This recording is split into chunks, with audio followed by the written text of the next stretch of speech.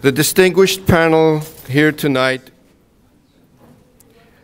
have spoken and written on the topics at hand on many occasions. I dare say that many, if not most of you, have heard them and learned from them over the course of many years.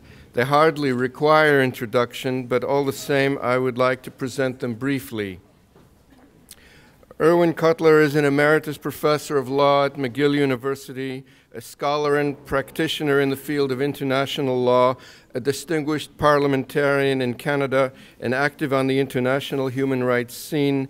He's been called the counsel for the oppressed in light of his having championed the cause of imprisoned human rights dissidents and advocates of democracy in Europe, the Middle East, and the Far East. Professor Gerald Steinberg is a professor of political science at Bar-Ilan University, where he established a program on conflict management and negotiation. His research focuses on international diplomacy and security in the Middle East and elsewhere, and he's an expert as well in the sphere of NGO political activities. He's a member of the Israel Council of Foreign Affairs and serves on the Interparliamentary Coalition for Combating Anti-Semitism. Professor Robert Wistrich is the director of the Sassoon International Center for the Study of Anti-Semitism here at the Hebrew University, the author of publications in a variety of languages, too numerous to mention, but known to most of you, such as his monumental and truly comprehensive work, A Lethal Obsession, Anti-Semitism from Antiquity to the Global Jihad. Tonight's rather broadly conceived discussion, which covers the bases for each of our panelists' respective spheres of expertise, is entitled Global Anti-Semitism, Human Rights, and the Boycott of Israel. Because we have all learned so much from these speakers in the past, I'm sure that you are eager, as I am, to hear some fresh perspectives on these issues. How, I wonder, do these experts differentiate between boycott activity and anti-Semitism? How do they view the globalization of human rights campaigns? And how have the policies of Israeli and Arab governments, respectively and together, become reframed as a global concern? In particular, I wonder what responsibility we, as members of the academic community, bear vis-à-vis the tenor and the substance of international debate. The format will be as follows. Each panelist will have up to 25 minutes, אפשר גם פחות, to present their leading points. Following that, I hope we will have some time for discussion and questions from the floor, as there is such an ample turnout.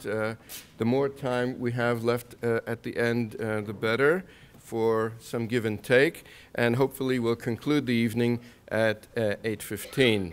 So without further ado, Professor Cutler, if you wouldn't mind stepping up to the to bat, as it were.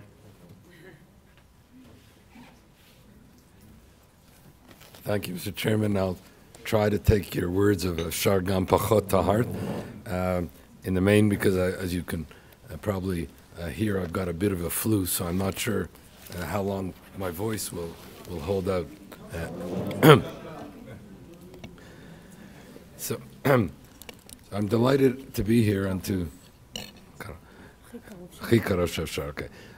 I'm delighted to be here and to participate in the common cause which brings us together, which is the struggle against global anti-Semitism in all its manifestations and configurations, including the distinctions that the chairman has appropriately counseled us with respect to our discussions this evening.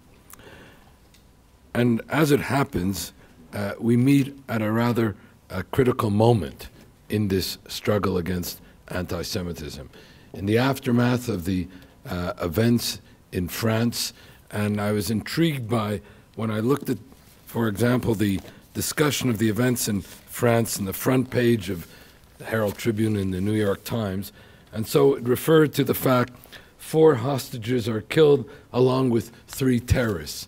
What intrigued me about it was that there was no identity given to the terrorists. They were not called Islamic terrorists.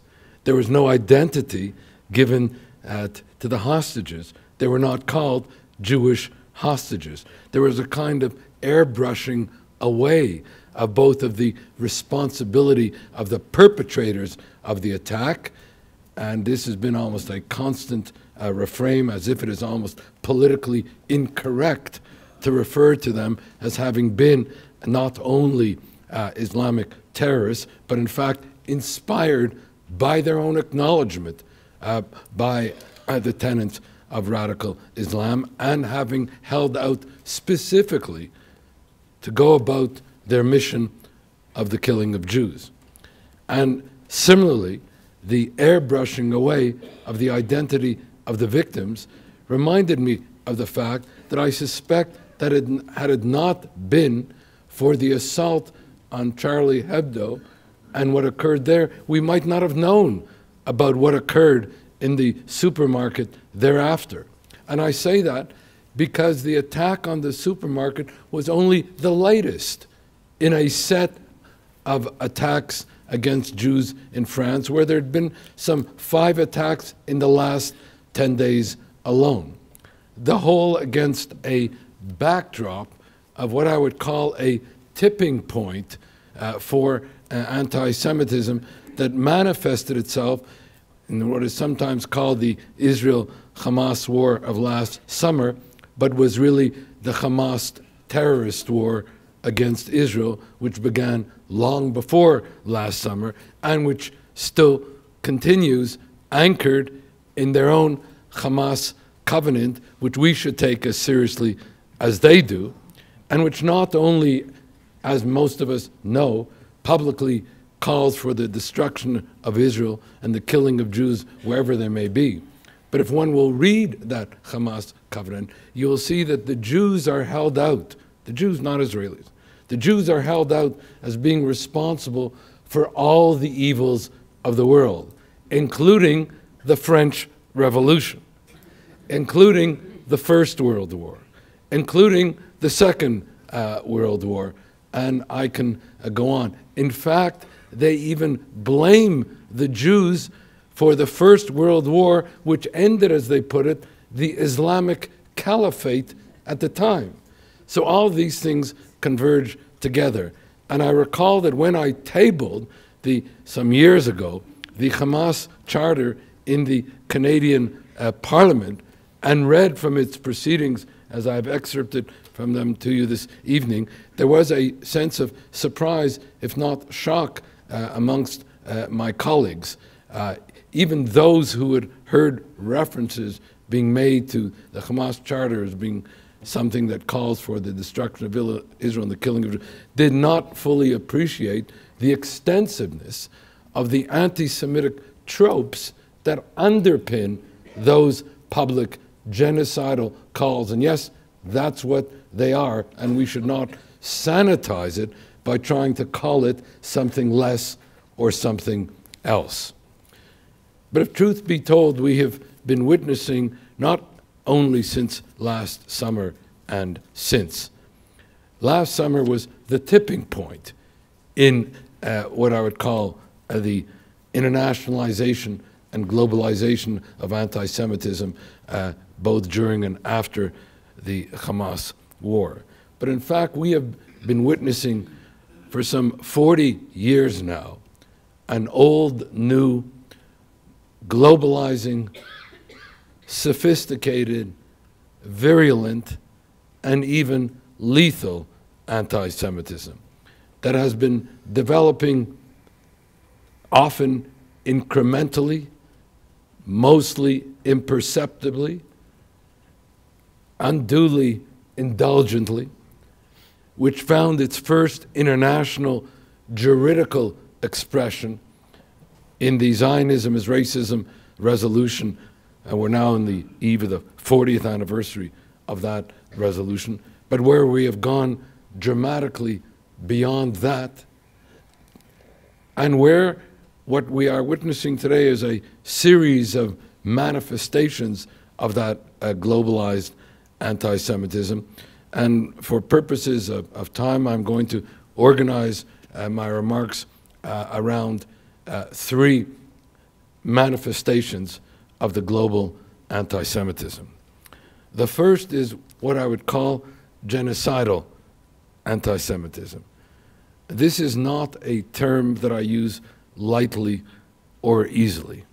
It is something that I am taking from the Genocidal Convention in terms of its definition.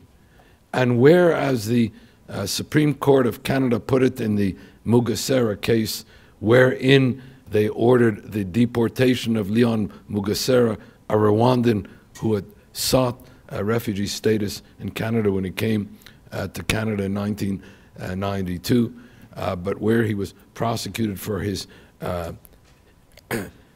incitement to hate and genocide. And his defense was, well, you know, I came to Canada in 1992. The genocide in Rwanda happened in 1994. How can I have been responsible for the genocide in 1994 when I came to Canada and sought refugee status in 1992? Well, the court said and found that the mere incitement constitutes the crime, whether or not genocidal acts follow. And this is a particularly important finding of fact and conclusion of law, which we need to appreciate in terms of our combating of genocidal anti-Semitism. And I want to suggest to you that we have been witness to some 4 or 5 manifestations of genocidal anti-Semitism. The first is the state-sanctioned genocidal anti-Semitism of Khamenei's Iran. I say Khamenei's Iran because even though we no longer have Ahmadinejad around, in order to give more vulgar expression to it, whatever Ahmadinejad said was done under the authority of Khamenei. Just in whatever is done by Rouhani in a more sanitized way is also done under the order of Khamenei. But let me just give 2 examples of this. The 21st century began on January 3rd, 2000, with Khamenei publicly calling for the destruction of Israel and saying there can be no resolution to the Israeli-Arab conflict without the annihilation of the Jews. Not my statement, Khamenei's statement. More recently, repeated yet again the need to excise this cancerous tumor, Israel, from the Middle East. And so we have the first manifestation. I have to say that what went unnoticed at the time, during the first expression of this genocidal anti-Semitism, but whose threat was caught by both Per Ahlmark, the former Deputy Prime Minister of Sweden, and Elie Wiesel, in 2 statements that went largely unacknowledged at the time. And here I want to state, parenthetically but importantly, that the single scholar who has done more from a moral and intellectual point of view to identify, analyze, and combat this anti-Semitism in all its configurations is Robert Wistrich, and I just want to pay tribute to him this evening. It is he who's been hosting all these seminars which provide us with an understanding. And let me just make some reference to the 2 statements by Per Ahlmark and Elie Wiesel, because they were made in relation to the genocidal anti-Semitism which was being ignored everywhere else internationally.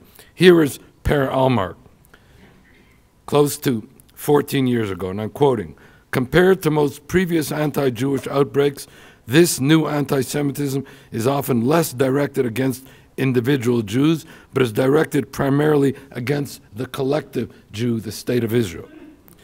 And then such attacks start a chain reaction of assaults on individual Jews and Jewish institutions.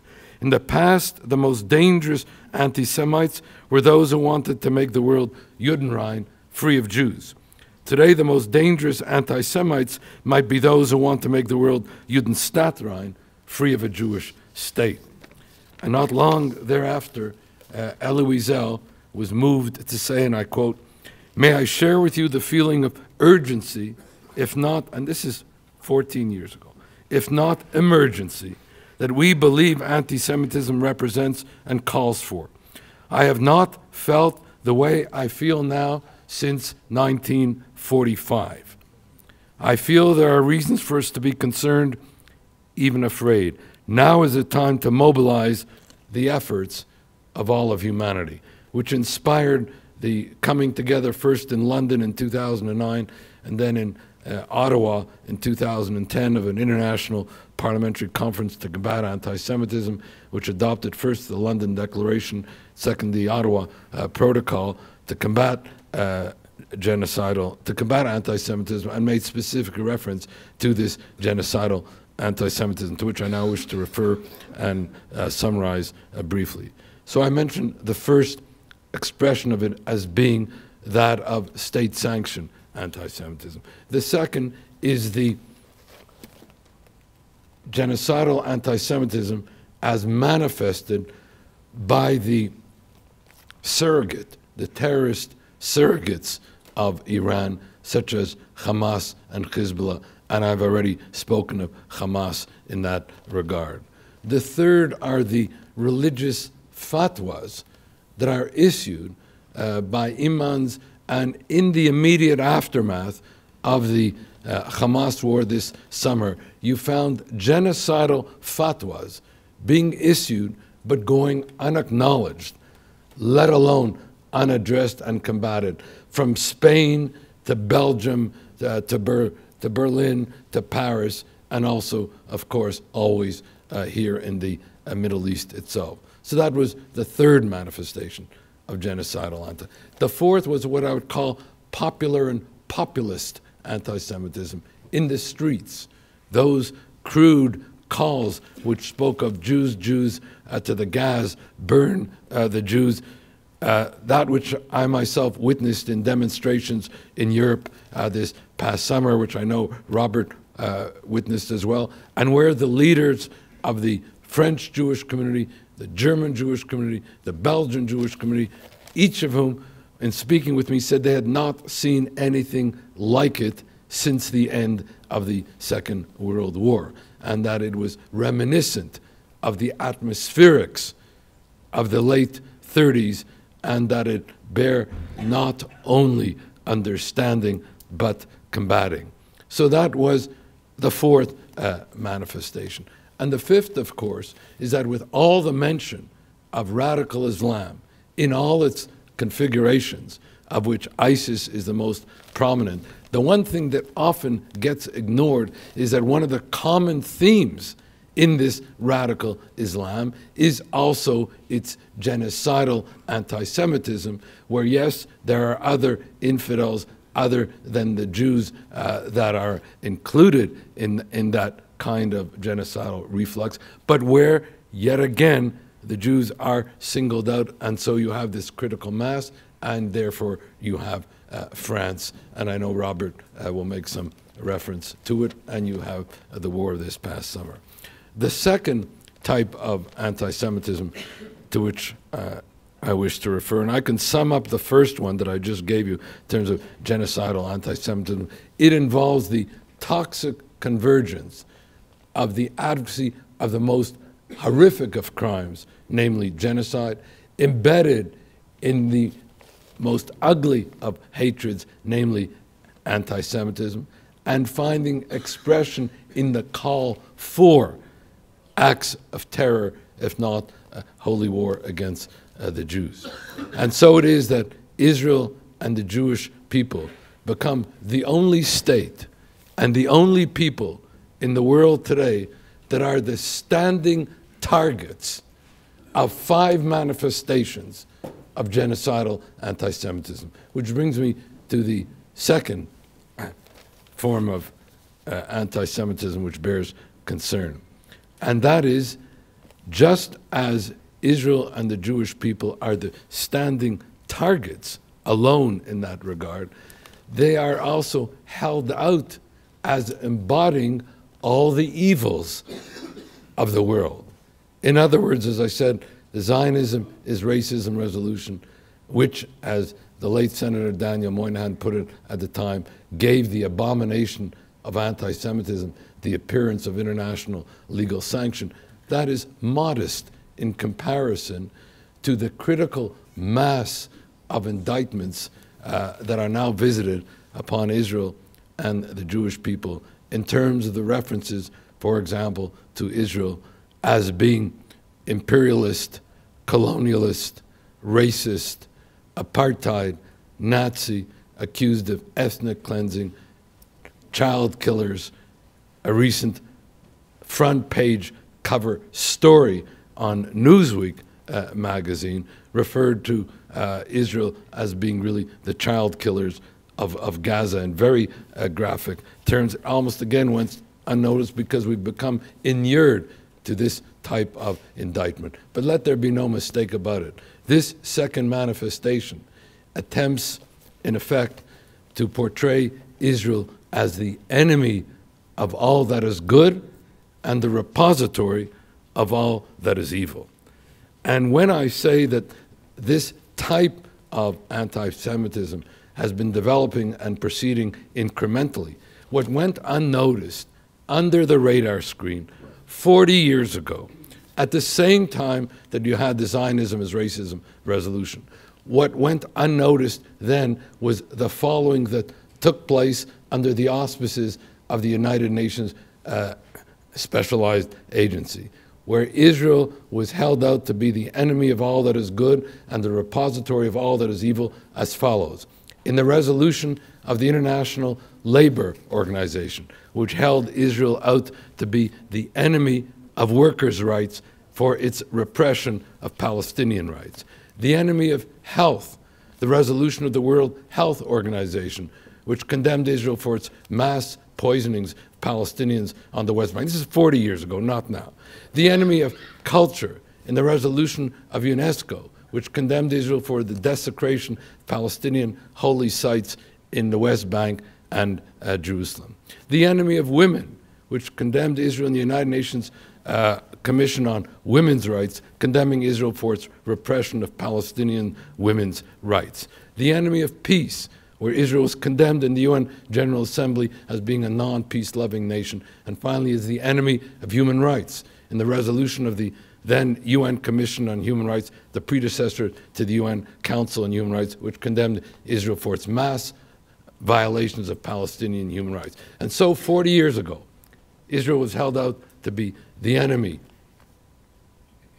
of workers' rights, health, culture, women's rights, peace, and human rights, the enemy of all that is good and the repository of all that is evil. As I wrote some 40 years ago, that in a world in which human rights has emerged as the new secular religion of our time, the attempt is to portray Israel as the new geopolitical antichrist of our time and to use the authority of international law for that purpose. Which brings me to the third and last manifestation to which I wish to refer, and that is the laundering or the masking of delegitimization, if not anti-Semitism, under universal public values, under all things that people care about, whether it be the protective cover of the UN, the authority of international law, the culture of human rights, the struggle against racism, which has particular resonance in a country like Canada, where the UN is part of our DNA, where international law is spoken of as a centerpiece of our identity and the like. And I want to take, with regard to this third example of anti-Semitism, one day in December as a case study, because I could regale you with this, forever, but just one day, which took place, and that was December 17th, 2014, where the following all occurred in one day, of the laundering of delegitimization under all these universal public values, so that Israel is portrayed as the enemy of all that is good and the repository of all that is evil.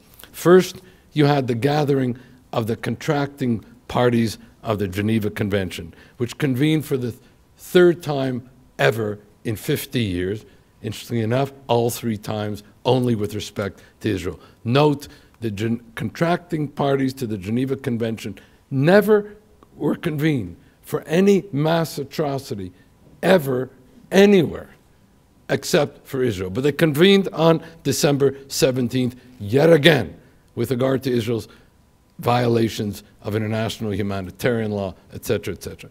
December 17th.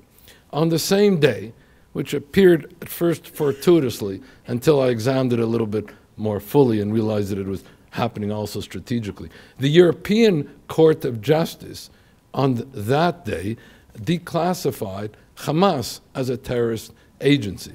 Admittedly, it characterized that as a procedural decision, which was subject to being changed. Question is, how come it happened on that day? How is it that the convening took place on that day, etc.?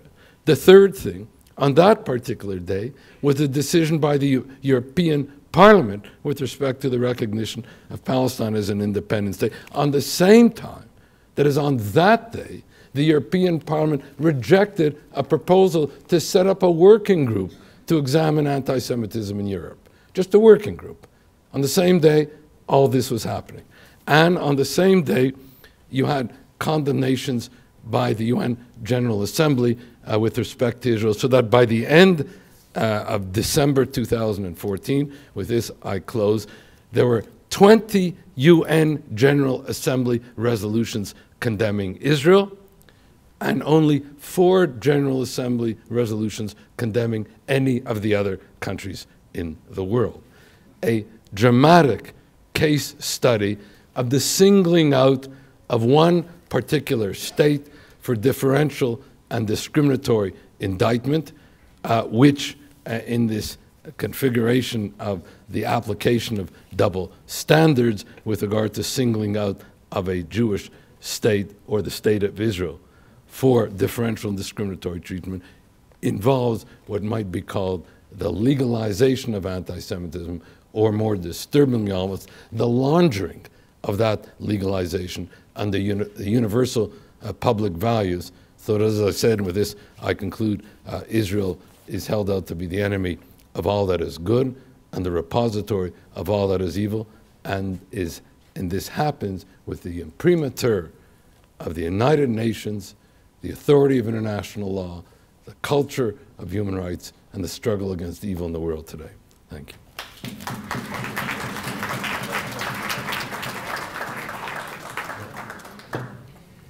Thank you, Professor Kotler. And I promise not to discriminate against any of the other speakers and to hold them as well to the allotted time.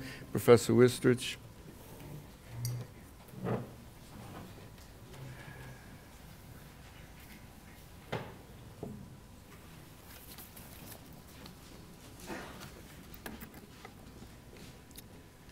When listening to my friend Irving Kotler taking us back 40 years to the origins of what we are discussing, I couldn't help but reflect that the moment that he selected as a turning point was exactly that moment when I, as a student who had just completed his doctorate, began what has turned out to be a long and winding road that has brought us to this point here.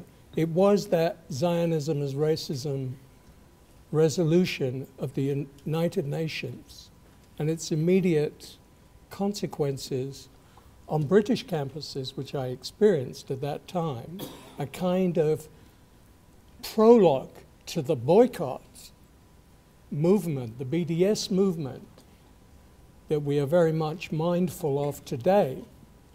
That was the starting point. In fact, the first work which I ever penned in this area was a 36-page pamphlet called The Myth of Zionist Racism, which was a direct response to that UN resolution.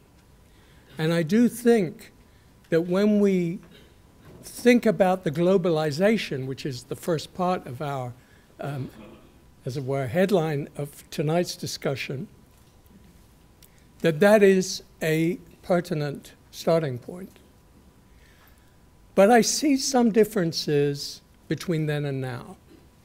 And certainly an evolution, an escalation, a radicalization, an amplification, almost beyond belief. Partly connected also with the nature of the media-governed world in which we live today. First of all, Irving referred, and this was his first point, to the phenomenon of state-sanctioned anti-Semitism. Now, in that time, 40 years ago, this was indeed an overwhelmingly dominant feature, because that was the era of the Cold War. It was a high point of the Cold War. The Soviet Union had already embarked, flanked by all its satellite states, the communist bloc, on a systematic and very, I would say, totalitarian campaign to totally defame, discredit, delegitimize Zionism and therefore the state of Israel as a Zionist state. Every one of the standard features today of the BDS movement, the Palestine Solidarity Campaign, and any number of the manifold groups who are active in the international arena today are repeating tropes which were already, in a very systematic way, being utilized by state-organized propaganda through many of the different branches of propaganda that was spread to the West, whether it was through communist parties, which were a much more important factor in those days than they are today, whether it was trade union movements, whether it was peace fronts, whether it was student movements who were often being subsidized, such as the West German left movements with their often ferocious anti-Zionist campaigns, which I remember very vividly from that period. Over 40 years, a generation, 2 generations are formed.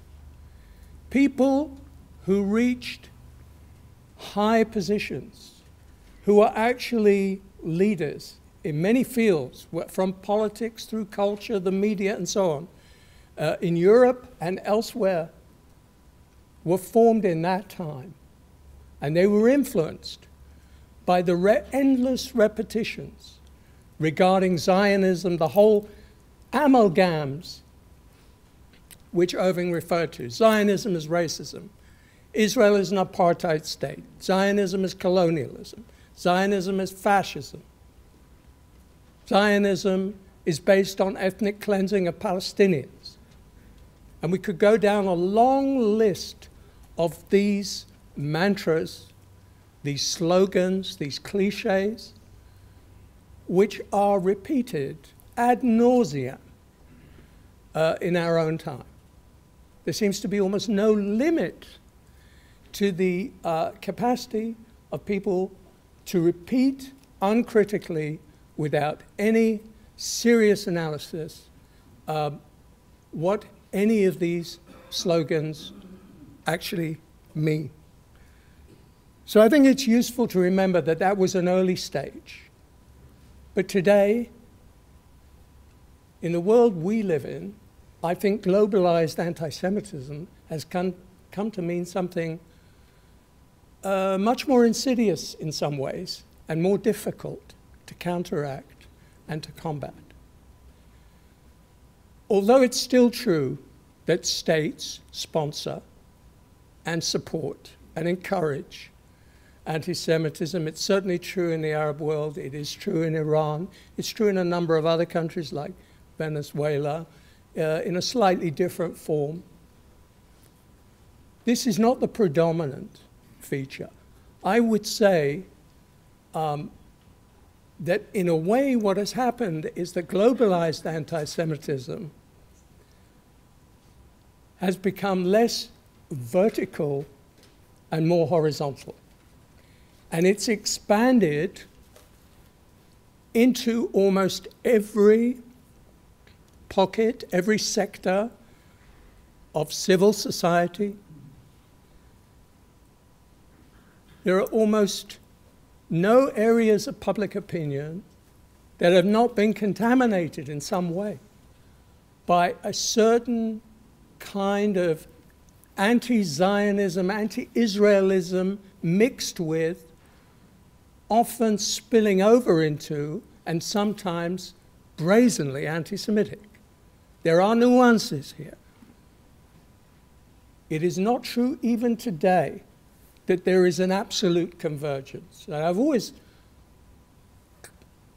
argued that, despite being, I think, one of the first scholars who argued already in the late 70s that anti-Zionism had in fact become the most significant intellectual and cultural framework for anti-Semitism. But that doesn't mean they're identical. It's one thing to provide a framework and what goes with it, which is one of the most serious problems today in confronting anti-Semitism, which is the impunity with which one can make the most demagogic, the most outrageous, and most defamatory statements about Israel and Zionism without being called to account in any shape or form, which is not true of anti-Semitism of the more traditional and recognized kind. And it's certainly not true in many countries of Holocaust denial, for example, which is criminalized in many places. But anti-Zionism is not only not criminalized, and not only does it carry no penalty, but it is in fact very frequently the entry ticket to be welcomed, to be granted platforms in the most prestigious organs of opinion. It's almost the entry ticket to the progressive, so-called progressive camp, politically speaking. I'm reminded of what was said in another context long ago in the early 19th century by the German Jewish poet Heinrich Heine, when he tried to justify in an ironic way his own conversion to Christianity, which was a sine qua non at that time for a Jew to be accepted into German culture. And he said that his conversion to Protestantism was his entry ticket to European culture. Well, today, I think anti-Zionism, sometimes, though not always tinged with a certain prejudice against Jews, preferably in a light manner, is the entry ticket to being accepted as part of the right-thinking members of the progressive camp. And that includes today a great part of the mainstream liberal press. When I look at what has been going on in France, and I was there 4 times in the course of the last year, and only a few days before the most recent outbreak of violence, which has shaken the Republic in a way that I can't recall any earlier event of the last 40, 50 years. I gave a talk here about France on the edge of the abyss. If ever the writing was on the wall, it was there. Because all those factors which contribute to the escalation of global anti-Semitism today are present in France in a particularly sharp manner. You have more general factors. You have a major economic, political, cultural crisis, issues of national identity, sense of a country losing its vitality, losing its economic and political strength, a sense of near powerlessness in dealing with a mass migration that has changed the nature of the country, 6 to 8 million Muslims who have not been, in many cases, integrated, and certainly with regard to a militant minority, are totally alienated from the central values of the Republic. And this is striking and symbolic for us because human rights is also one of the issues that we are discussing here tonight. And we have to think about the relationship, both historically and now, between human rights and anti-Semitism. France was the land that announced to the world the Universal Declaration of the Rights of Man and Citizen in 1789. This was arguably perhaps the most important positive achievement of the French Revolution. Certainly one that had the deepest, most long-lasting impact on the world. This was also the country that more or less simultaneously granted the Jews emancipation, the first country in Europe.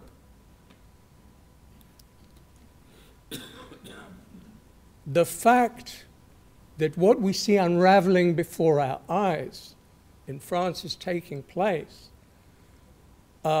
in a different context through a frontal assault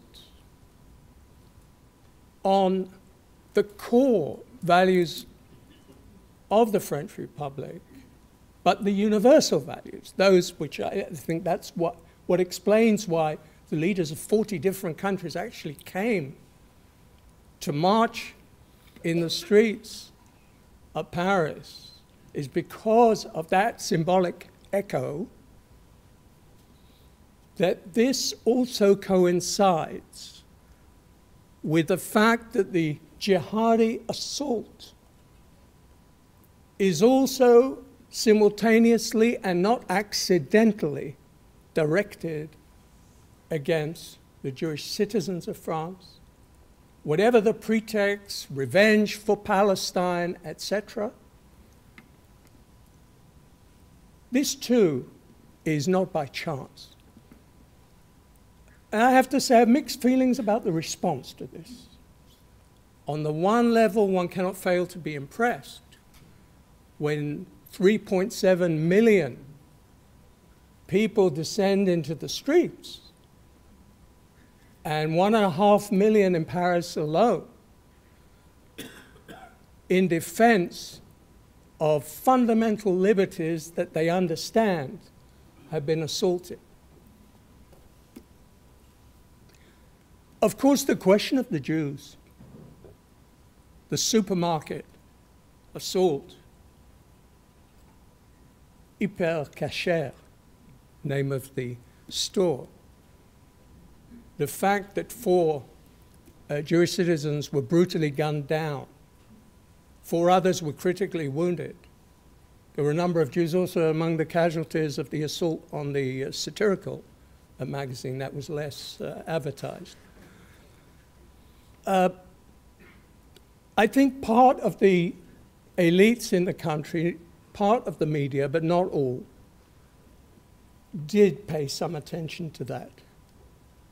Although initially there was a certain unease, and that always exists. And there's something disturbing about the inability, even after such a seismic shock to the system, about the inability to grapple, and I think this is what Irving was alluding to, hinting at. To name things as they are. They say in French, nommer les choses comme ils sont. There's that famous statement of Albert Camus, where he says that to name things as they are, not to name things as they are, is to increase the misfortune, the malheur in this world. And I think France has suffered from this for a long time and continues to do, and I don't see that this has yet changed. When I hear from virtually every spokesman of the French elite, but the same is true of the American president and the British prime minister and virtually all leaders in Europe, that they immediately rush to separate completely any connection between the jihad and its immediate and fatal consequences and Islam, when they insist with extraordinary precipitation, even though their motives may be well-intentioned and they wish to avoid, which is fair enough, stigmatization of a large section of the population. One can understand this. But to jump to such a conclusion, which I think is manifestly not true, that there is no connection whatsoever. The problem lies much deeper than that. And it's not helpful in the long run. One has to find other words to make the necessary distinction between Islam and Islamism as a deadly and fanatical ideology. That distinction has to be made. But that's not the same as saying this has nothing to do with Islam. And it's not the same as denying the deeply embedded and increasingly, I would say, fanatical element of anti-Semitism that is pervasive and has been for a long time. And I've argued and documented this, and others have done it too. But there is this enormous hesitation and reluctance to acknowledge the fact. And it is not a Jewish problem anymore. There is a deep link between the assault on the fundamental values of any democracy, Western democracy, and the attack on the Jews. This is not new, but it has come back with renewed force. It's reminding us, what has happened now is reminding us that those who simply rubbed out the lives of immensely talented satirists, people who were dedicated in a courageous way, even though I personally, not my taste, that's irrelevant. Of course, rightly was ignored. That they should be murdered, just as Jews were selected for that fate. This tells us something fundamental about the nature of anti-Semitism, particularly in its Islamist form. But when we come to the boycott, we see a different element at play. And it dovetails and connects in a strange and rather insidious way with a much more deadly form of the Islamist anti-Semitism. What I mean is that essentially this comes from the political left, not exclusively, but the BDS movement and everything around it, and the NGOs that Gerald has started will no doubt address far more comprehensively than I can. The BDS movement goes to great lengths to suggest that it has nothing directly against Jews. Of course, there are Jews who are prominent in its ranks. It will generally try scrupulously always to use the word Zionist as opposed to Jew, even when employing techniques of defamation, which we are very, very familiar with from the history of anti-Semitism. And I want to remind you, since time is short, boycotts, as such, have always been a choice weapon of anti-Semitism. Whether we go back in history before the word was even invented, because it's, I believe, was actually invented in Britain or in Ireland in the 19th century, boycotts by their nature are exclusivist. They seek to ostracize, to remove, as it were, from the immediate family of those placed beyond the pale, those who were targeted.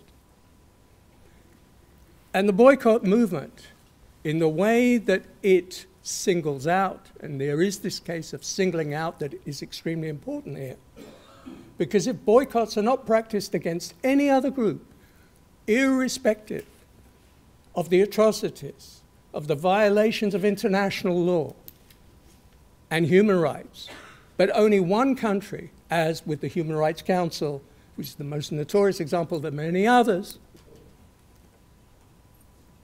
if Israel is condemned 6 times more often than Sudan, where 2 million plus victims and genocide was carried out, if Israel is condemned more than all the Arab and Islamic states and other states together in the Human Rights Council, we know there is something radically, endemically, chronically amiss.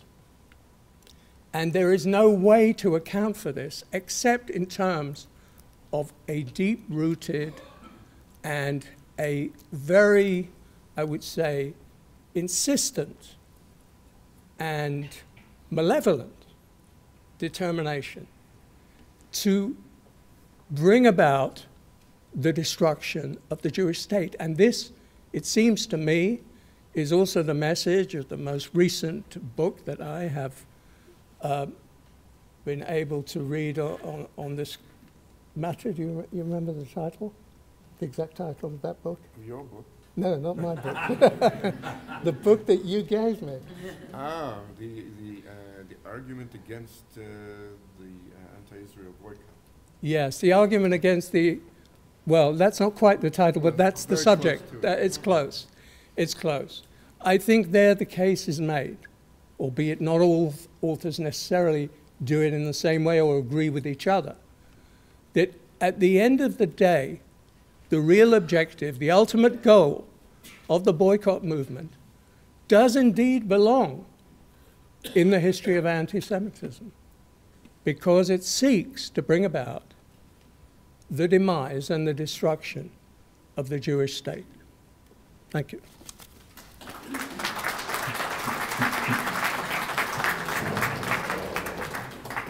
Thank you, Professor Wistrich. I'll call now on our last speaker for the evening, Professor Steinberg.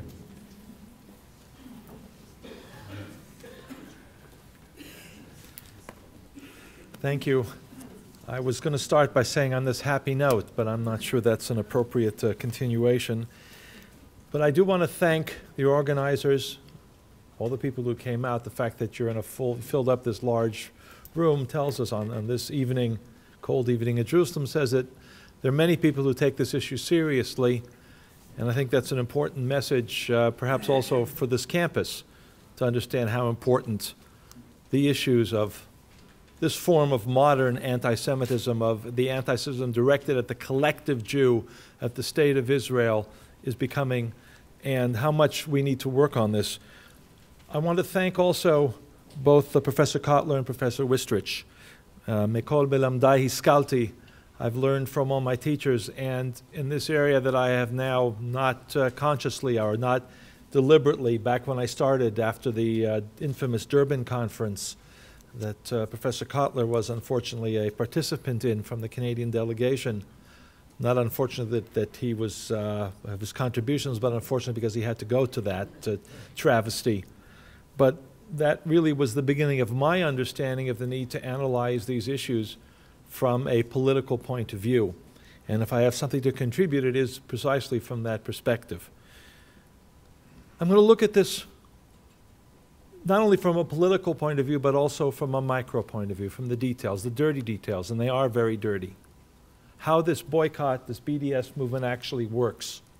How the types of language that we heard of Israel as a genocide state, as Israel as a state of war criminals, the Durban NGO Forum resolution, the types of language that is being sent to the prosecutor of the International Criminal Court, the language we hear every time that the United Nations Human Rights Council meets, and we'll hear it again, I'm sure, from William Schabas when he presents his, quote, report, his commission's report, now tentatively set for March 23rd, on the Israeli war crimes in the Gaza war. This is a process that's been going on. Yes, we can go back to 1975, we can go back to 1947, we can go back earlier or later, but certainly from the Durban NGO Forum on, the language that was used then in the NGO Forum, calling for the complete international isolation of Israel as an apartheid state, as a genocidal state, as a state that practices ethnic cleansing, that practices war crimes, that has developed into a huge industry. It's like a sickness, but it's an industry of sickness, and it's very virulent. There are billions of dollars and krona and euros and pounds invested in this industry, year after year, in hundreds of frameworks, non-governmental organizations, NGOs. Sometimes they're called civil society organizations. They're human rights organizations, they're humanitarian organizations. And their central role in driving this campaign for the complete international isolation of Israel. That's the goal. That's what was stated. That's what they're pursuing. And just it was done at Durban, which was to celebrate the end of apartheid, in quotes. The goal is to celebrate the end of Israel.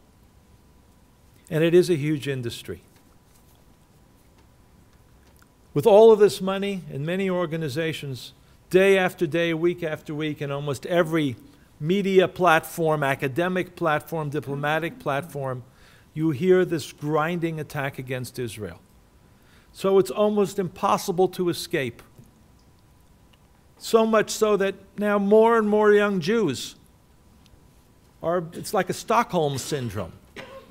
They hear it so often from their professors in the blogs and on Twitter and on Facebook and on television and every other way. How can it not be right? Israel must be doing terrible things. It must be an apartheid state, the worst state out there committing war crimes, and you hear it over and over again. Most of this industry, unfortunately, a large part of it, is funded by European governments. I talked about non-governmental organizations. There's so many absurd elements of this that have been going on largely under the table, and I'll be explicit in a few minutes, for the last 15 years or so, longer in some ways. Every Western European country, from Spain and Italy in the south to Sweden and Norway, Finland, every Scandinavian country, provides funding either directly in the form of grants to human rights organizations, humanitarian aid organizations, democracy-encouraging organizations, in large amounts taxpayer funds that go to these BDS supporters. These are the organizations, and their officials are the foot soldiers. So if you're, for instance, a member of the British Academic Union, and you go to a union meeting to talk about the annual decisions, the big one is always, should we boycott Israel, more or less, how? And you'll get a pile of handouts before from an organization called War on Want, a humanitarian aid organization, in quotes, supposedly, with a massive budget. British pounds, some of which from the British government, connected to the Church of England and other churches, or from Christian Aid, another one, which will tell you all the terrible things that Israel does. This European money is what keeps the boycott movement, the hate Israel movement, the form of modern collective anti-Semitism, keeps it moving and accelerating. And every day, every week, every month, my colleagues and I at NGO Monitor and other groups uncover yet another layer and yet another layer of where this money is coming from. And I'll give you some illustrations. But in whatever time I have left, it doesn't say 2 minutes upside down, but whatever, 20. There's no way that I can even convey to you the scope and the details of this, but I'll try to do it in a somewhat organized fashion. I want to discuss 4 specific categories in the way this money, this industry works. First of all, and each one deserves, well, I teach a 14-week class, and I could do a lot longer than that. Each one deserves a lot more than the 2 or 3 minutes I'm going to devote to it, just to give you a sense of what's going on here. The first category are groups that call themselves human rights organizations. Back in the 60s, it started off with Amnesty International. Shortly afterwards, Human Rights Watch, 2 nobly founded organizations to promote the values of human rights, the values of the Universal Declaration of Human Rights, to adopt political prisoners and work for their freedom. These organizations, particularly at the end of the Cold War, have completely lost their moral compasses. To quote the founder, really, of Human Rights Watch, then Helsinki Watch, Robert Bernstein. And if you look just at the Twitter feed of the head of Human Rights Watch, an organization that now has a budget of about $60 million. $60 million, not all of it goes to hate of Israel, but a very disproportionate amount does. And a disproportionate number of the leaders of this organization, and particularly Kenneth Roth, the head of the organization, clearly has an obsessive hatred of Israel, hostility towards Israel.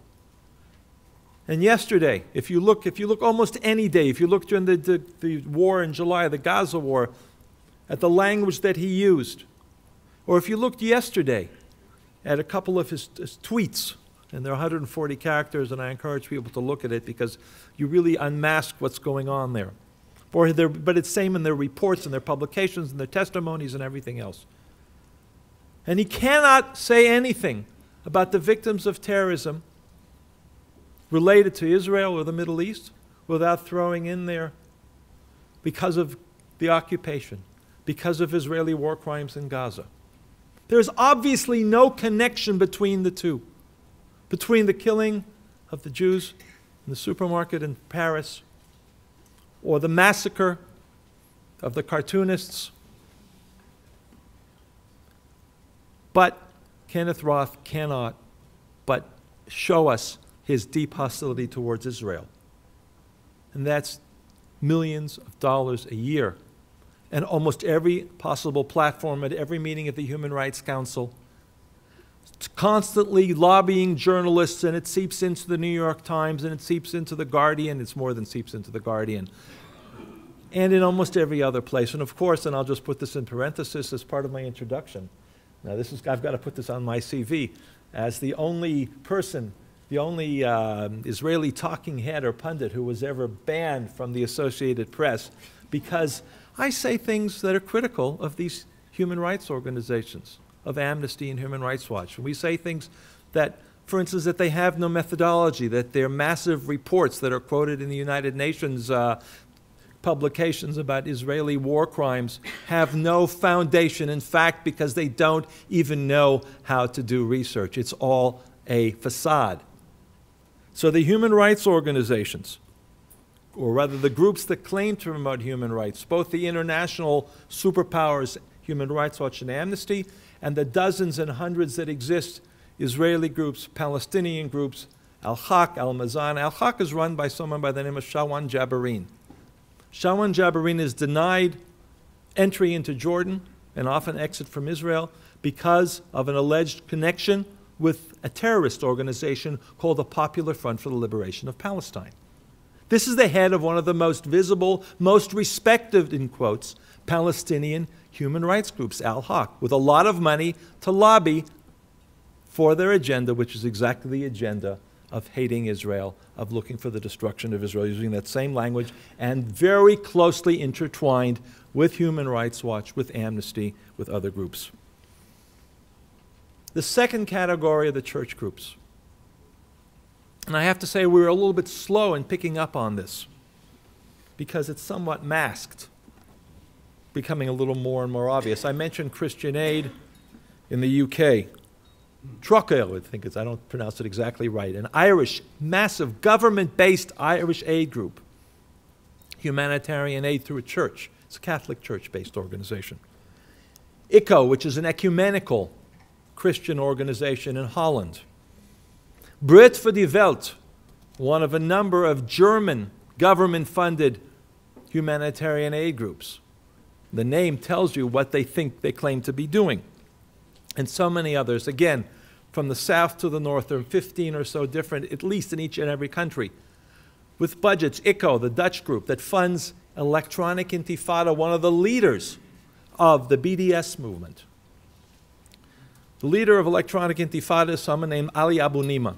He goes from campus to campus, university to university, promoting BDS. Obviously has a very large budget. His what's called a blog, but it's much more than that. It's a mini industry. Electronic Intifada obviously has a very large budget to employ a lot of people. It's not very visible, but we found out that at least in significant part, it's funded by this Dutch church organization that gets 100 million euros a year from the Dutch government, from the taxpayers. If anybody's here from Holland, this is something I would certainly protest about. And we've tried to get some information about this and to get members of parliament to take an interest in that. They fund Electronic Intifada and many, many other groups, also Al-Haq and many other groups. The churches are very deeply involved in the BDS movement. In many places, we had the Presbyterian divestment vote in the United States, the Anglican Church, many of these churches, progressive, liberal Protestant churches, but also Caritas, Vatican-based, a Catholic-based NGO is very involved in that. Pax Christi, another Catholic organization, funneling millions upon millions of dollars in other currencies into organizations like Zokhrot, which is an Israeli organization which nobody heard of until they got $1 million a couple of years ago. That's how it works. That's how they got into the New York Times and the AFP and the Washington Post and Haaretz and every place else, because they suddenly got a lot more money from these church organizations. Sabeel,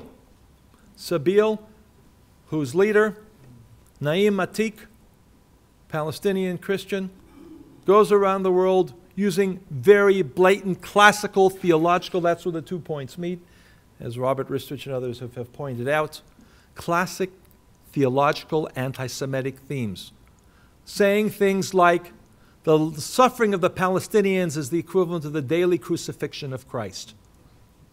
Israel, I had a PowerPoint and we don't have the facilities, but there are Christmas cards that are being distributed every year based on the theme of the apartheid wall, the separation, the anti-terror, no mention of terrorism in any of these things.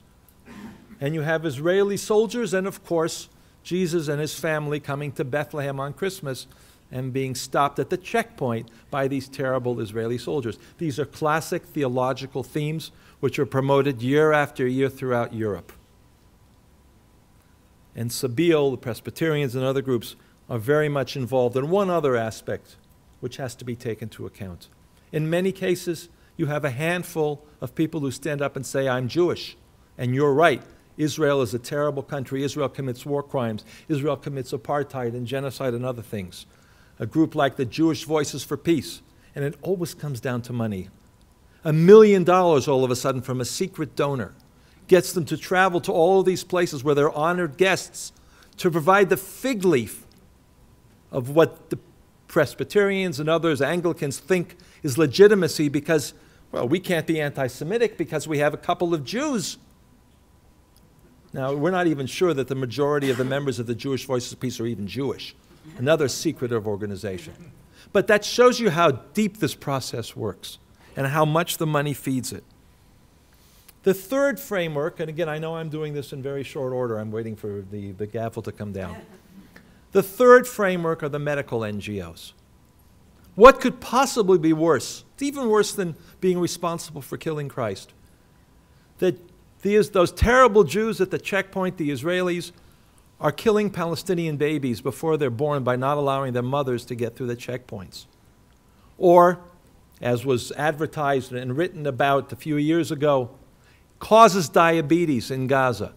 There are reams and reams. There are hundreds of articles, many of which were published in in what is called the most prestigious British medical journal, The Lancet, and not too many behind the BMJ, the British Medical Journal, with classic blood libels, vitriolic blood libels, without a shred of evidence. And just to show you how this works and how deep the anti-Semitic theme is in this, in July of 2014, in the middle of the war, what do they call it? Protective Edge. I don't like those names, Protective Edge, Tzuk Eitan. But in the middle of the war, the Lancet published a very visible letter to the people of Gaza. The editor, Richard Horton, who was in Israel doing a little bit of attempting to save his name and his job a little bit a few weeks ago, and will be back again, published this letter, which was signed by 5 doctors, and then 20 more, 30 more added their names to it. It turns out that 2 of those doctors, who are regular contributors to the Lancet, to this anti-Semitic theme which comes up month after month, are fans and members of the David Duke fan club. David Duke, if any of you don't know who he is probably the most well-known white supremacist anti-Semite in the world, at least in the United States. They were circulating videos on an email list. And those emails, the video talks about everything is the Zionists control everything. The Zionists control the media, CNN. These are all Zio. Zio this and Zio that. It is the crudest anti-Semitism imaginable. And these were the signatories of that letter. Richard Horton, the editor, came to Haifa after he was caught.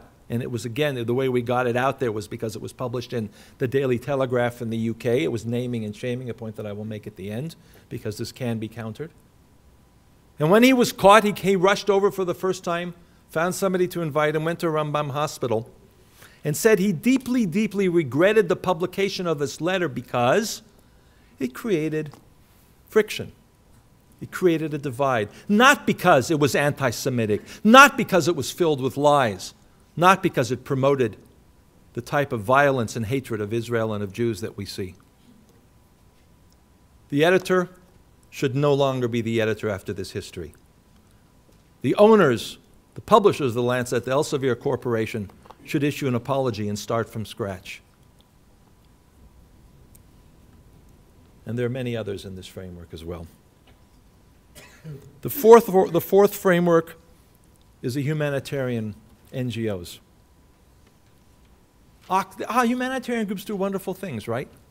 They bring food, they bring shelter. If there's an earthquake, if there is a humanitarian disaster, if there's a flood, tsunami, if there's a war, and there are millions of people from Syria that have to camp out in the cold in Jordan or in Turkey, they bring them tents and food. And they help the poor people of Gaza reconstruct. Not because they can't, Hamas, the leadership, the political organization there can't help them. They're too busy testing more rockets and building more concrete tunnels to attack Israel. So Oxfam goes and helps them. Oxfam has a budget of about $500 million a year. $500 million, 500,000, I think it's dollars, and maybe pounds, and the numbers at that point become irrelevant. But Oxfam is deeply, deeply involved in demonization and BDS. Israel's depriving the poor people of Gaza, the poor people, the poor Palestinians, of their livelihood, of protection. They get to what they call root causes. What's the root cause of the suffering? It's Israeli occupation. It's settlements. History always starts in 1967. They know nothing. I met with a group of Oxfam volunteers or officials, they weren't volunteers, who live in Gaza. They know nothing, at all, nothing about Sderot, and nothing about treatment of Palestinians, Syrians in Israeli hospitals. What they know is a standard Palestinian narrative, which Israel is responsible for. And they campaign in the European Union, in the European Parliament, and other places, and all the parliaments throughout Europe, calling for boycotts of Israel, of guidelines on campuses. Oxfam UK, Oxfam Novib, another Dutch government-funded organization, 90% of that comes from the Dutch government, is a major, major participant in the BDS movement. So if you look at all of this together, you see where all the money is feeding in. And to me, that's one of the keys. I think the key that we have to do to fight back, to defeat what is a very, very serious war, political war, through the abuse, the exploitation of the instruments and the language of human rights, of humanitarian aid, of medical assistance, all of these areas, of religion, church, and others. What we have to do, first of all, is name and shame these organizations. And every time that happens, we see a success. It's not easy to do. But if you can name it, if we can name and shame a church group, and I think we've made some progress with the Presbyterians for their role in this, and the funders of these groups, we've decreased the level of the attacks against us. It's a long, difficult process. Going to Brussels and explaining to the members of Parliament where their money goes. It goes to hate under the facade of peace. It goes to boycotts under the facade of humanitarian aid. If the European Union and its member states were to stop, 90%, 80% maybe of our problems would become manageable or disappear, being a little bit awfully optimistic. And that's the second point. You name and shame the organizations. Well, let me just make that as very specific. It's not just about going to the funders. When Robert Bernstein, the founder of Human Rights Watch, was shown what his organization was doing, it took him a couple of years, he denounced that organization. When Judge Richard Goldstone finally understood that his report with his name on it was based on lies from 50 different NGOs, and most particularly from the Human Rights Watch, which he was associated with, he wrote his article basically renouncing his own report. Naming and shaming is a successful process. And the second part is following the money. Going to the members of Parliament in each and every European country and each and every agency of the European Union and saying, you say your money is going for good things, and in many cases they don't know where the money is going. They have no idea. And that is also a failure of governance. You are responsible. If you sign a piece of paper that says, I'm giving $1 or $1 million or $100 million to a framework, you're responsible for every dollar that's spent. And if the organization hides that information from you, then you should demand and get it. Slowly, we're making some progress with the Europeans because of that process of naming and shaming and following the money. It has to be done a lot more. I can't say that I'm optimistic. I'm not going to end on an optimistic note. But I think, as in other wars, if you have the right weapons and you have a better sense of the enemy's strategy and its capabilities and better intelligence capabilities, it's a war that can be won and has to be won. Thank you.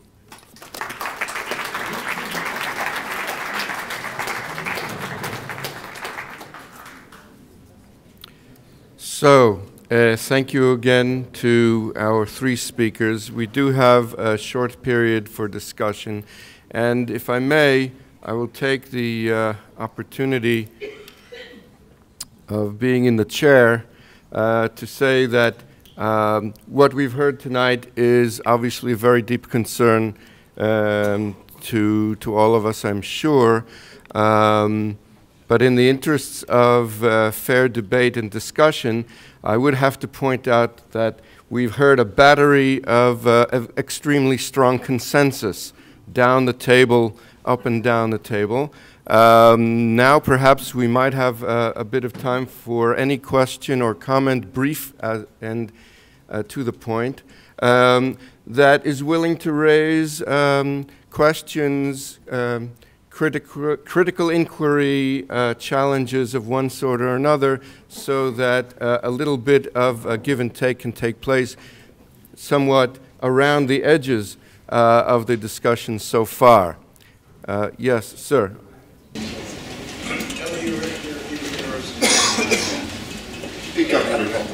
May I suggest that it's possible to have some big victories, as Gerald suggested. And there was one a year and a half ago at the American Public Health Association, where despite 5 past presidents endorsing a BDS proposal, the resolution was resoundingly defeated by a 3-to-1 margin by its Executive Council and its Resolutions Council, simply based on the case that we made that if APHA was to endorse the BDS, it would destroy its own credibility and its own mission. Then subsequently all the evidence was presented, and the counterattack, which was based upon pointing out the enormous number of errors of omission and commission. The validation of that victory came just a couple of months ago at another APHA convention, where the BDSers of last year got up and put a more scientific position on why they lost so resoundingly. It was so this was a mighty victory, and no one expected it. Thank you very much for that comment. Yes, Bernie. How disappointing. From Professor Kotler, we heard a tired rehash of what he's been saying, as he himself said, for the past 40 years.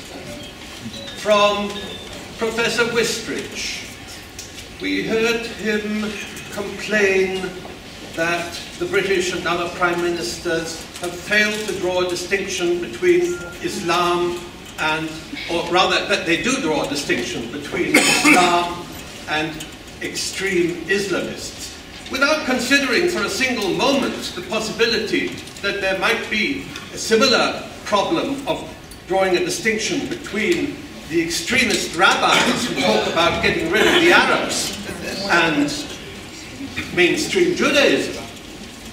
And from Professor Steinberg, my old friend, we heard him inveigh against the NGOs, without considering that Israel is one of the few countries that joins in the honor roll with Russia among those that are seeking to curb the activities of human rights NGOs in their territories. And so my question to you, to all three of you, is this: why don't you consider such things as the danger of Islamophobia, which we didn't hear a word about, which now is a great danger in Europe? Why didn't we hear, secondly, about the danger of the national security state, which is now a real danger in Europe, as it is in the United States? And finally, Professor Steinberg said, is there anybody here from Holland? Yes, I'm here from Holland, and I can tell you that this fringe organization that you talk about is a fringe organization. And yes, it is true, mainstream, decent, ordinary people and opinion in Holland is turning against, which was and still is to some extent the most pro-Israeli country in Europe. And yet there too, opinion is turning among ordinary people, not these fringe organizations, against Israel. And does it occur to you for a single moment that this might be because 100 times as many people were killed in that war in Gaza last summer as were killed in Paris the other day? Excuse me. Right, thank you. We'll have, at this point... Yes, hang on. I will... Professor Wasserstein's comment is well taken, and I will... Question is well taken, and I will entertain one more question or comment before we give the speakers a chance to respond. Yes.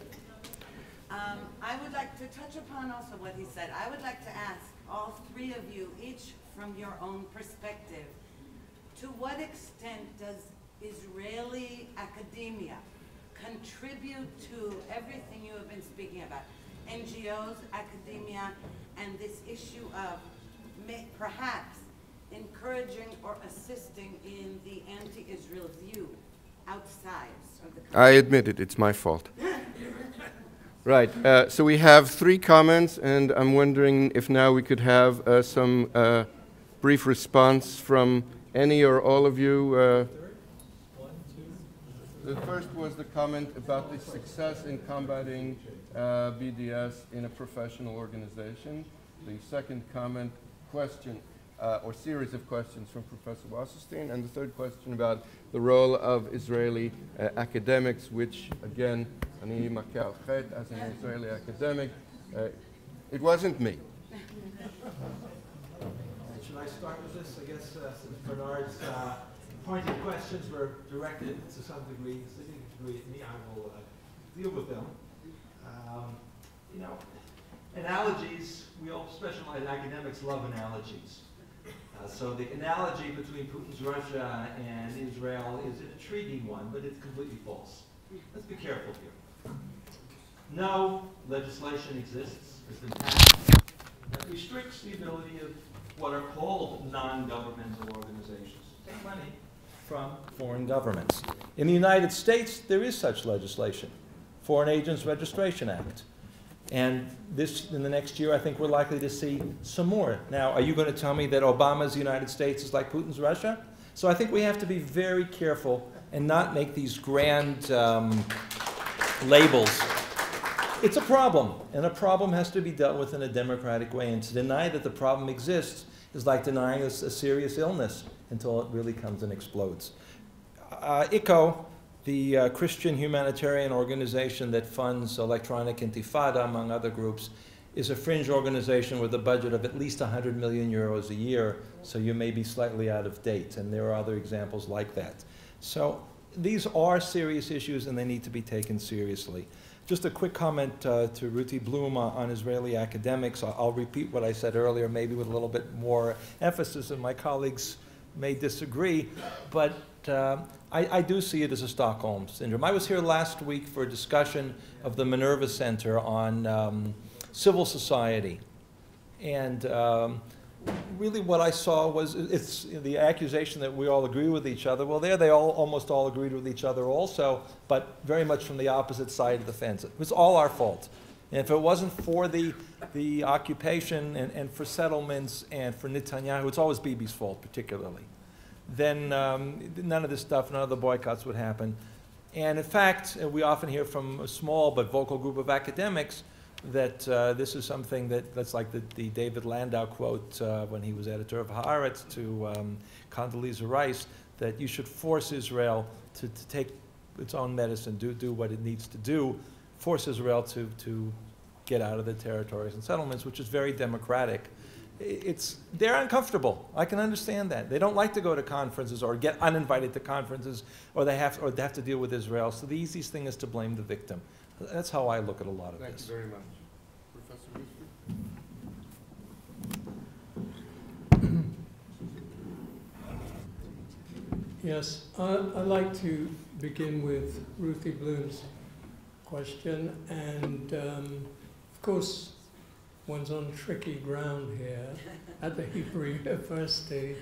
I'm certainly not going to name any names, but what I can say in general, after 32 years of teaching at this university, there was a time where I thought that there was some kind of a basic consensual position, despite many political disagreements among colleagues about the rights and wrongs of Israel's actions.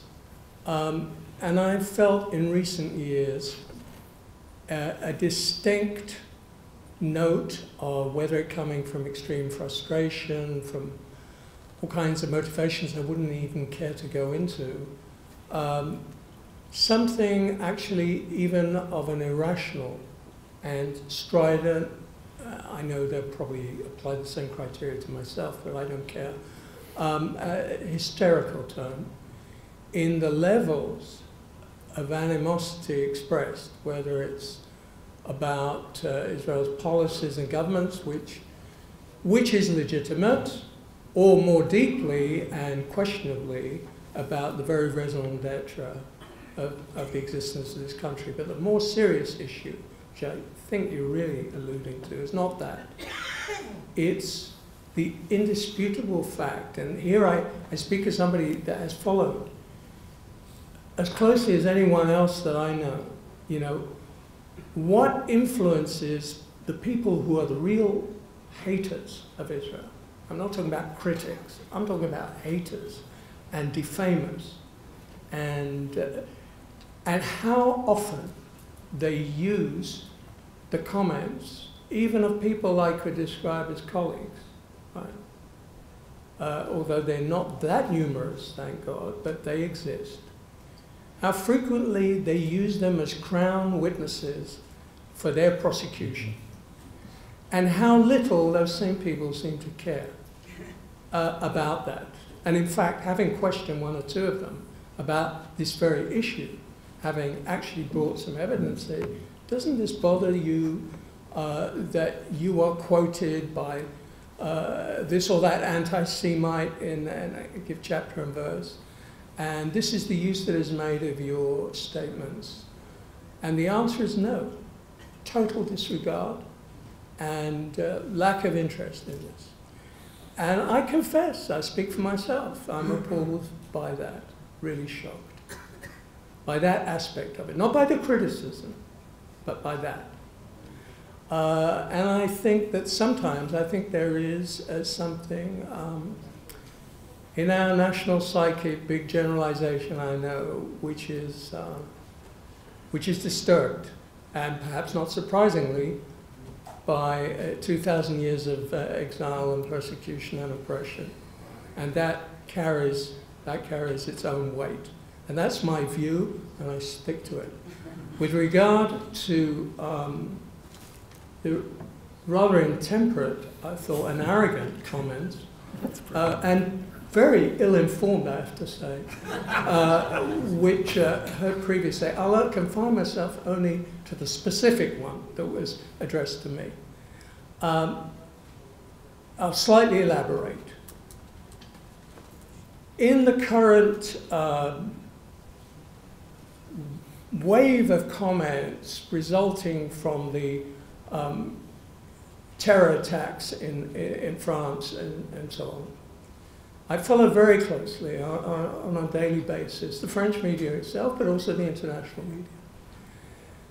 And I find it appalling, but not surprising, that there was a virtual consensus across the media and among the political leaders on almost universal chorus of people that seem to be more concerned to, in some way, exculpate those who might be associated with these atrocities by virtue of their origin at all costs, at a greater concern for them, at least, than for the Jewish victims. I wouldn't say that about the caricaturists. That's different. And I think that this effort, I call it this, I may have borrowed this term actually from Bernard Lewis, the anticipatory cringe, where you are in advance of the accusation that you might be engaging in Islamophobia because you reproached the fact that nobody here had mentioned the magic word Islamophobia. Well, you know, I have my own reservations about the validity of that term.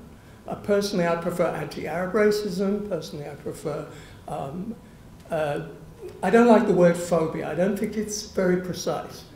I do think there is a racism against Arabs. It exists in this country as it exists in many other countries, certainly in Europe, very strong.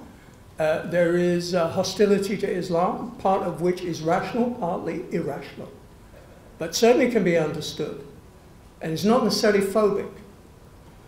But I think that the concern is so over the top as a response to terrorist outrages and atrocities that you have to anticipate in advance. That's not the problem, that there might be a backlash. I think that's wrong. I think it's up to Muslims to take that in hand. There are a few signs that they begin to do that. That's what needs to be worked on. And I think it's misplaced for leaders to put so much emphasis on that issue. I see it as more an anticipatory cringe and a kind of, what's the word, kind of capitulation in a way, or fatalism about this phenomenon, that they can't really do anything about it. They don't really have an answer, and obviously it's not just a security answer. There's a lot more involved. There are huge pedagogical, social, and other aspects to it. So I think that your approach is not well taken.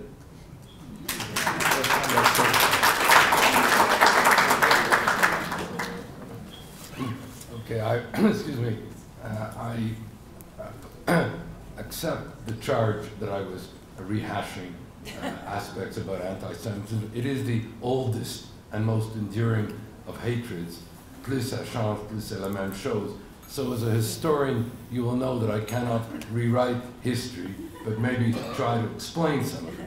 But let me just say, I began my talk with what occurred in France.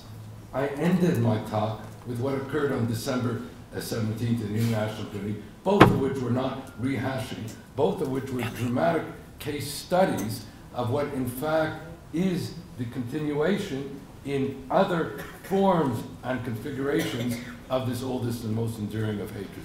And there's just 2 points I want to make on that with regard to France.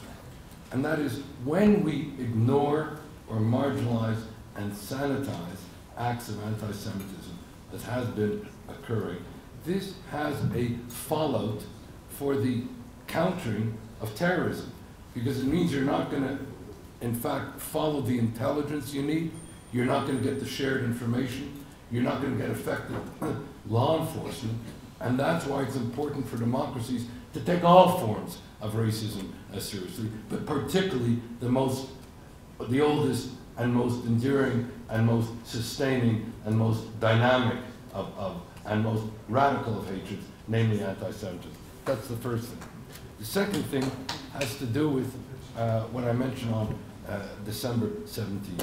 What concerns me is not so much the laundering of delegitimization, because this is, in effect, impugning Israel's legitimacy and the like. But if you leave Israel aside for the moment, if, as a historian, you care about the UN, if you care about international law, if you care about the culture of human rights, if you care about the struggle against racism, which I suspect and hope that you do, then you ought to be concerned with the laundering of delegitimization under the protective cover of the UN, because it undermines the integrity of the UN.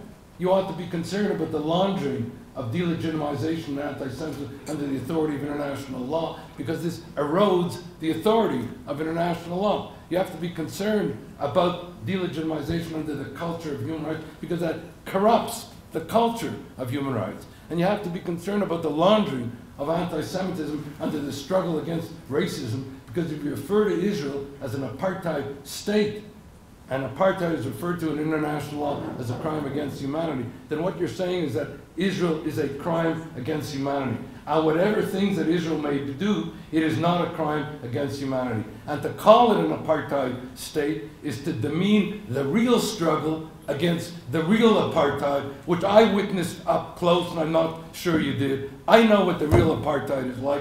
Israel is not an apartheid state, and that's a gross libel to make any kind of analogies in that regard.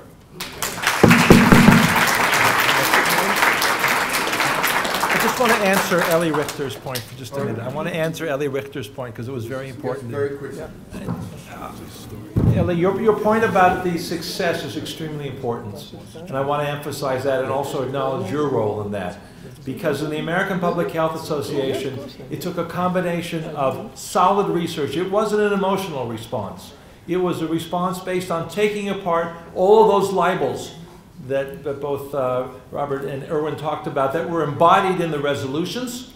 And it also was a very effective political analysis of how to do it with the right allies. It wasn't a pro-Israel, Israel embassy-led lobby. It was professionals in the association who said, we don't want to be tarred with this libel, and that be known for that. And I think that's a very important model to reenact and follow in many other cases. So it is an important point. Not only that, but we also pointed out that the BDSers were making fundamental errors of omission. The fact. In particular, in relation to the whole story of Syria. Come on now, who are you kidding? And totally ignoring the toxic effects of Islam. Thank you very much. Ladies and gentlemen, I can only say in conclusion that if the Israeli policymakers were half as effective as the speakers we had tonight, perhaps we'd be in a better place altogether. Thank you very much. Yes.